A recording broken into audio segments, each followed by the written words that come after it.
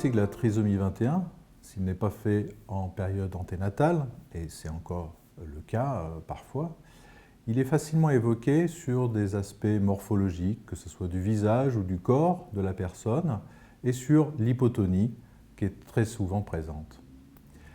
Si ce diagnostic en lui-même ne pose pas de difficulté, il doit quand même systématiquement être confirmé par l'étude des chromosomes. Une fois ce diagnostic établi, l'annonce de ce diagnostic doit être faite aux parents, ce qui est une situation assez particulière dans beaucoup de situations de déficience intellectuelle parce que ce diagnostic est fait très précocement. Aussi, il faut se méfier des représentations qu'on peut avoir et qu'on a dans la population générale vis-à-vis de la trisomie 21. Et ces représentations peuvent être un frein énorme au développement de l'enfant. Aussi, lorsque l'on fait l'annonce du diagnostic, il est important de bien rassurer les parents et de faire en sorte qu'ils voient leur enfant et non pas un trisomique. Les formes éventuellement atténuées de trisomie 21 sont tout à fait rares. Trisomie 21 partielle, trisomie 21 en mosaïque.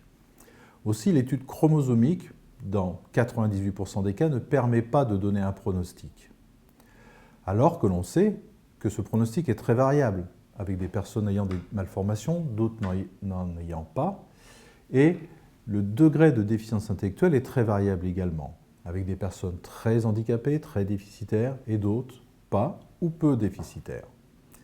Néanmoins, ces extrêmes sont rares, et la plupart des personnes porteuses de trisomie 21 ont une déficience dite légère, c'est-à-dire permettant une acquisition de la lecture et de l'écriture, que ce soit des rudiments ou plus, et puis une insertion dans la vie ordinaire, gérer son intérieur, faire ses courses, faire ses repas, aller en ville, mener une vie. Malheureusement, ce n'est pas toujours le cas et certains n'accèdent pas à une telle autonomie.